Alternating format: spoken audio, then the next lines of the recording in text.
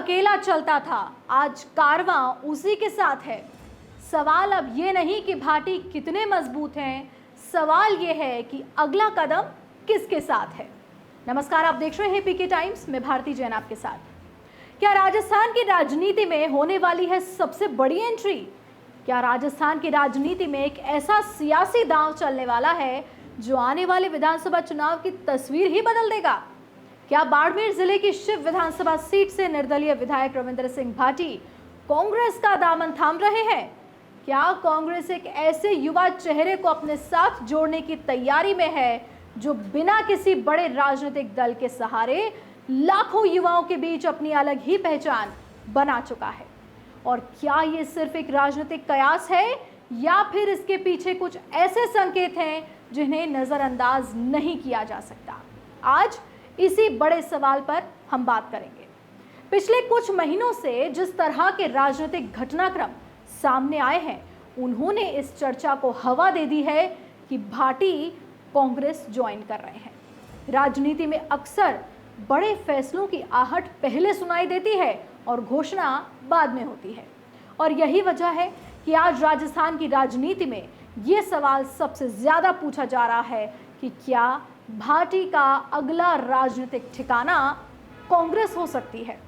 इस चर्चा को सबसे ज्यादा बल मिला गिरल लिग्नाइट माइंस आंदोलन के दौरान, जब स्थानीय लोगों के समर्थन में रविंद्र सिंह भाटी खुलकर मैदान में उतरे, आंदोलन का नेतृत्व किया और सरकार पर लगातार दबाव बनाया। और इसी आंदोलन के दौरान एक दिलचस्प राजनीतिक तस्वीर सामने आई।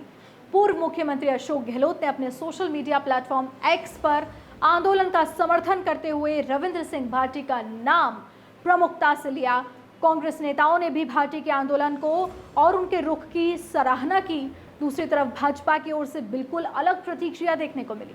भाजपा के वरिष्ठ नेता राजेंद्र राठौड़ ने 19 मई को आंदोलन के दौरान पेट्रोल डालने वाले घटनाक्रम को नौटंकी बताया, यानी कि जिस आंदोलन में कांग्रेस समर्थन दे रही थी, उसी आंदोलन को भाजपा के वरिष्ठ नेता सवालों के घेरे में खड़ा करते दिखाई दिए। राजनीतिक जानकार मानते हैं कि ऐसे घटनाक्रम कई बार भविष्य के बड़े राजनीतिक समीकरणों की नींव रखते हैं। सिर्फ इतना ही नहीं, पिछले कुछ समय में कई ऐसे मौके भी सामने आए जब रविंद्र सिंह भाटी ने राष्ट्रीय स्तर पर कांग्रेस नेता दीपेंद्र हुड्डा की सार्वजनिक रूप से सराहना की। खास करके नीट परीक्षा से जुड़े मुद्दे पर भाटी ने सोशल मीडिया प्लेटफॉर्म पर दीपेंद्र हुड्डा को टैग करते हुए उनके उठाए गए मुद्दों की प्रशंसा की थी। राजनीतिक विश्लेषकों का मानना है कि अलग अलग मुद्दों पर कांग्रेस नेताओं के प्रति इस तरह का सकारात्मक सार्वजनिक रुख इन चर्चाओं को मजबूती देता है। हालांकि इसे कांग्रेस में शामिल होने का प्रत्यक्ष संकेत नहीं माना जा सकता। अगर रविंद्र सिंह भाटी की राजनीति पर नजर डालें तो साफ दिखाई देता है कि अब उनका लक्ष्य केवल शिव विधानसभा तक सीमित नहीं रह गया है। पिछले कई महीनों से वो लगातार राजस्थान के अलग अलग जिलों का दौरा कर रहे हैं। कहीं युवा सम्मेलन, कहीं किसान पंचायत, कहीं सामाजिक कार्यक्रम, कहीं छात्र संवाद और कहीं जनसभाओं के माध्यम से वो लगातार अपनी उपस्थिति दर्ज करा रहे हैं। जयपुर, जोधपुर, बीकानेर, नागौर, अजमेर, मेवाड़ और हड़ौती सहित प्रदेश के अलग अलग हिस्सों में उनकी सक्रियता बढ़ रही है। ये सिर्फ कार्यक्रमों में शामिल होने भर की बात नहीं है, बल्कि ये संकेत देता है कि रविंद्र सिंह भाटी अब खुद को केवल पश्चिमी राजस्थान के नेता के रूप में नहीं, बल्कि पूरे राजस्थान के युवा और राज्यव्यापी नेता के रूप में स्थापित करने की रणनीति पर काम कर रहे हैं। इसी बीच जून 2026 के मध्य बाड़मेर में आयोजित एक सार्वजनिक कार्यक्रम ने भी राजनीतिक चर्चाओं को नई हवा दी। इस कार्यक्रम में शिव विधायक रविंद्र सिंह भाटी, बायतू विधायक हरीश चौधरी, बाड़मेर विधायक डॉक्टर प्रियंका चौधरी और सांसद उमेदाराम बेनीवाल एक ही मंच पर नजर आए। इस कार्यक्रम की तस्वीरें और वीडियो सोशल मीडिया पर तेजी से वायरल भी हुए। हालांकि सार्वजनिक कार्यक्रमों में अलग अलग दलों के नेताओं का एक मंच साझा करना असामान्य नहीं है, लेकिन उस समय चल रही राजनीतिक चर्चाओं के बीच इस मुलाकात को लेकर भी कई तरह के राजनीतिक कयास लगाए जा रहे हैं। अब सबसे बड़ा सवाल यह है कि अगर रविंद्र सिंह भाटी कांग्रेस में शामिल होते हैं तो कांग्रेस को इससे क्या फायदा होगा? राजस्थान में कांग्रेस पिछले चुनाव में सत्ता गंवाने के बाद लगातार नए चेहरों और नए जनाधार की तलाश में है। पार्टी को एक ऐसे नेता की जरूरत है जिसकी युवाओं में लोकप्रियता हो, जिसकी सोशल मीडिया पर मजबूत पकड़ हो, जो ग्रामीण इलाकों में प्रभाव रखता हो और जिसकी अपनी व्यक्तिगत राजनीतिक पहचान हो। रविंद्र सिंह भाटी इन सभी पैमानों पर फिट बैठते दिखाई देते हैं। अगर वो कांग्रेस के साथ आते हैं तो कांग्रेस को पश्चिमी राजस्थान में एक मजबूत चेहरा मिलेगा, युवाओं में पार्टी की पकड़ मजबूत होगी और भाजपा के खिलाफ एक नया राजनीतिक नैरेटिव तैयार करने में मदद मिलेगी। अगर मोहरा बदल जाए तो पूरी बिसात बदल जाती है और सियासत में कभी कभी एक एंट्री बड़ी से बड़ी पार्टी की नींद उड़ा देती है।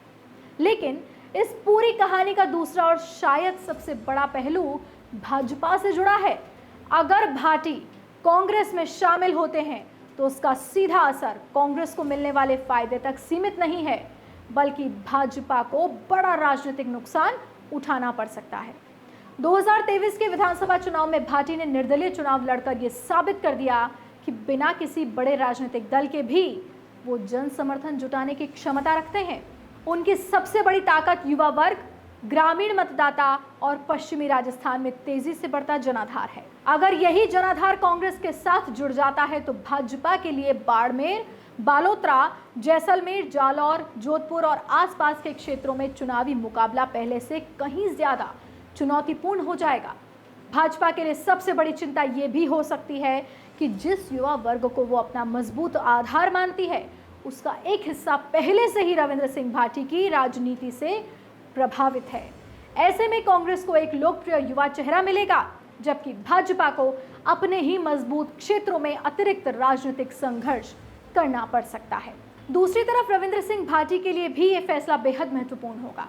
निर्दलीय विधायक के रूप में उनकी पहचान आज उनकी सबसे बड़ी ताकत है।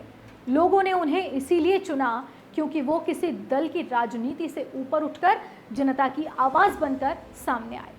लेकिन अगर उनका लक्ष्य भविष्य में प्रदेश स्तर की राजनीति करना है तो किसी राष्ट्रीय दल का संगठनात्मक ढांचा, चुनावी नेटवर्क और संसाधन भी महत्वपूर्ण भूमिका निभाते हैं। कांग्रेस उन्हें वो मंच दे सकती है जहां से वो पूरे राजस्थान की राजनीति को और मजबूत तरीके से पेश कर सके।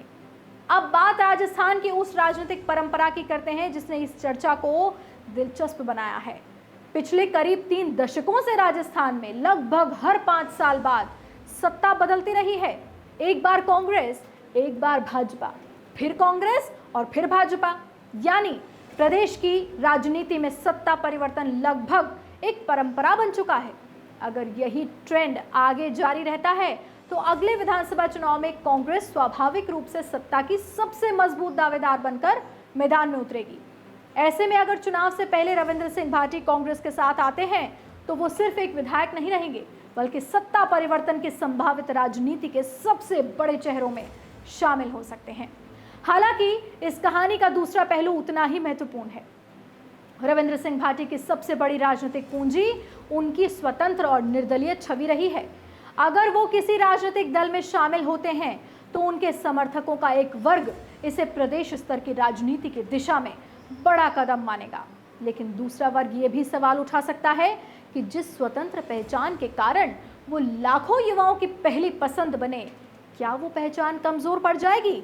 यानी ये फैसला जितना राजनीतिक लाभ दे सकता है उतना ही बड़ी राजनीतिक चुनौती भी साथ लेकर आएगा। फिलहाल कांग्रेस में शामिल होने की चर्चा सिर्फ राजनीतिक कयासों तक सीमित है। न कांग्रेस ने इसकी पुष्टि की है, न ही रविंद्र सिंह भाटी ने ऐसा कोई संकेत दिया है। लेकिन इतना तय जरूर है कि गिरद आंदोलन के दौरान बढ़ती राजनीतिक नजदीकियां, अशोक गहलोत का सार्वजनिक समर्थन, कांग्रेस नेताओं के साथ बढ़ता संवाद, राजस्थान भर में भाटी की लगातार बढ़ती सक्रियता और हर 5 साल में सत्ता बदलने का राजनीतिक ट्रेंड, इन सभी ने इस चर्चा को हवा जरूर दे दी है, नई ताकत दे दी है। अब देखना होगा कि ये सिर्फ राजनीतिक अटकल साबित होती है या आने वाले दिनों में राजस्थान की राजनीति का सबसे बड़ा राजनीतिक धमाका सच बन जाता है। मरुधरा से खुद को जोड़ने के लिए सब्सक्राइब करें और बने रहें पीके टाइम्स के साथ।